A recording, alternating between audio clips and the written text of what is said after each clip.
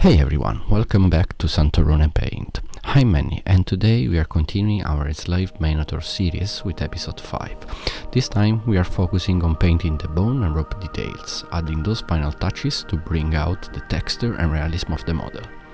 If you've been following along, we already tackled the purple robe and gold accent in the previous episode. Now let's refine those small details that will make this miniature truly stand out. Let's grab our brushes and get started.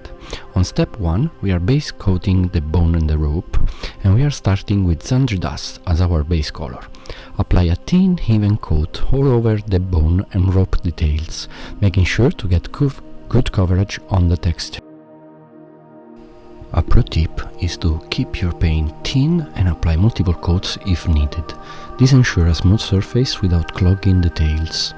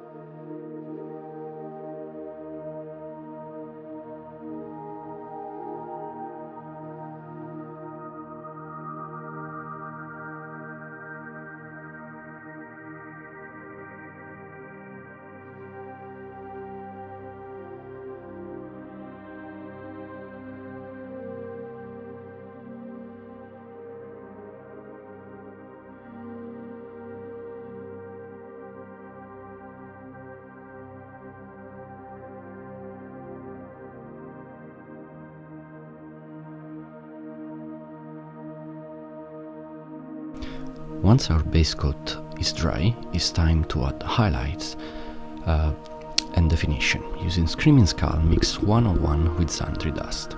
Carefully apply a layer of highlights to the raised area of the bone and rope, following the natural texture of the sculpt. This will create contrast and depth, making the details pop while keeping a natural look.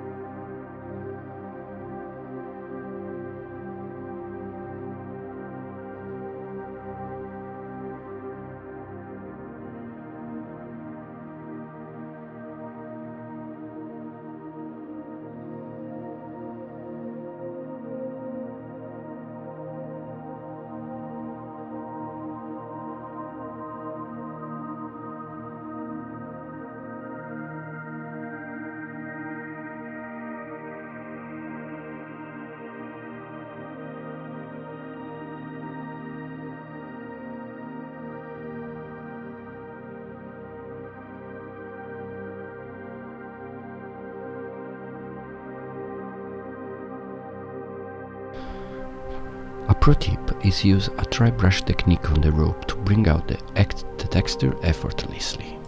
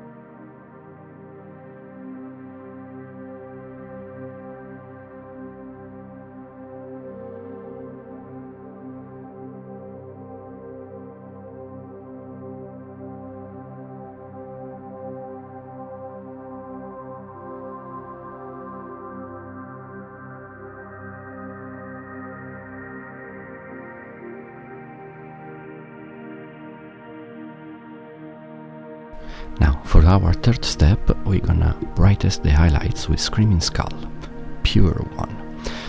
Next, we push the highlights further using Screaming Skull. Focus on the edges and raise the details, keeping the paint application light and controlled. At this stage, the bone should look aged and realistic, while the rope will have a natural fiber texture.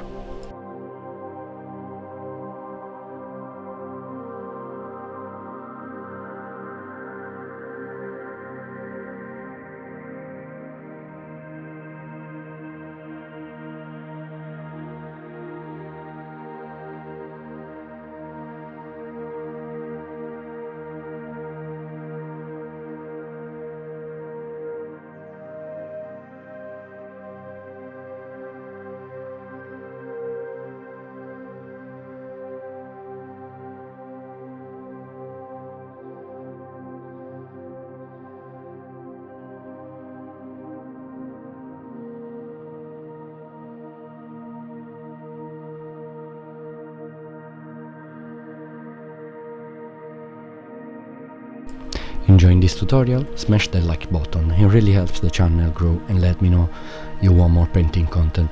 Also drop a comment with your favorite highlighting technique, I would love to hear your thoughts. And if you haven't already, subscribe so you don't miss the next episode. Now let's move on to the final step.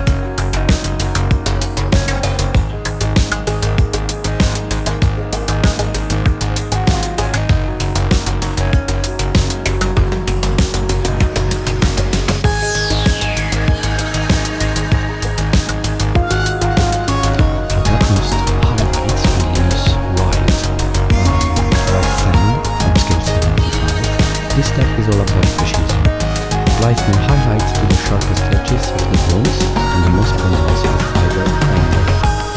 This creates a subtle but powerful contrast, ensuring the details stand out to the tabletop.